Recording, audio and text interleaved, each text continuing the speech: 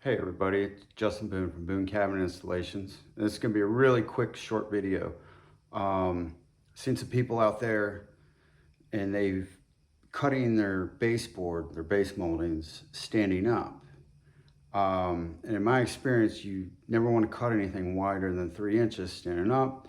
So you want to lay it down. So really quick, I'm going to show you guys the proper way to cut your baseboard. Now this piece we're working with is a solid piece of maple. It's actually furniture base molding that is off one of the cabinet jobs. So this is solid maple, pretty hard stuff. But what I see people cutting out there is actually just your typical house molding, which is your common size is usually now 5 1/4 tall. And like I said, rule of thumb I was always taught is anything 3 inches or more, make sure your material's laid down. You'll get a truer cut, and then you'll bevel your saw. Now, anything 3 inches or less, you're usually okay to stand up against the fence. So I'm going to show you really quick. So rather than stand the material up like this and to cut, just beveling the saw this way, it's more likely your cut's going to be off. So a piece this wide is just a 5-inch piece. You want to slide these fences out so you can bevel your saw.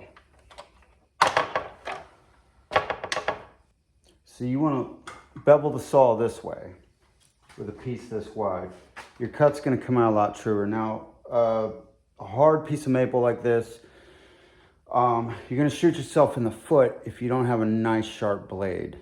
Especially with maple. A lot of other woods, pine and cedar, stuff like that, you can get away with about any type blade, but particularly on this, you want to at least use an 80 tooth.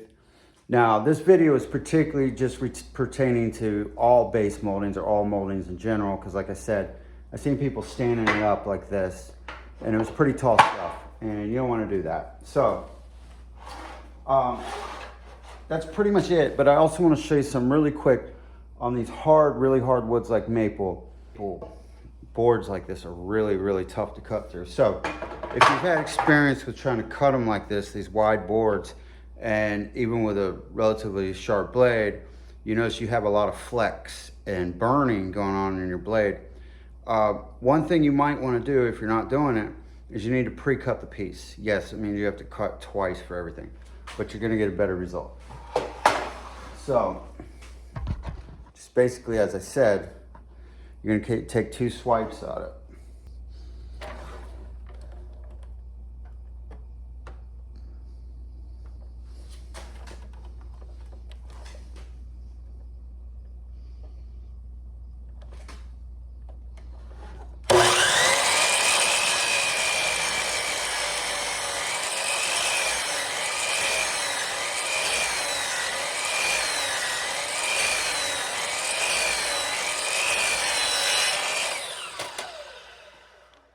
Blade's pretty dull as it is.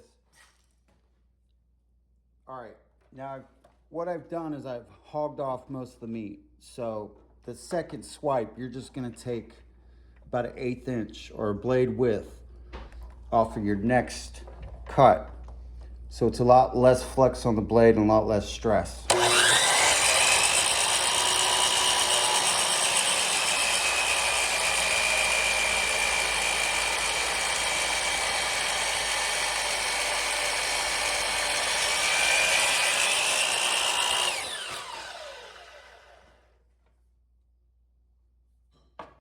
So hopefully that helped if you've been having any problems trying to cut this maple. Like I said, it's really tough, even on a new blade. Just double cut. Whenever you're doing your miters, 22.5-degree angle is not so bad, but when you tip that saw all the way on a 45, you can really feel the friction and the stress and the heat coming off the blade. So hog off the meat first, and then take about an 1/8 inch off your next swipe. Go slow, you're gonna get a better, truer cut. You'll find that out. Bye guys.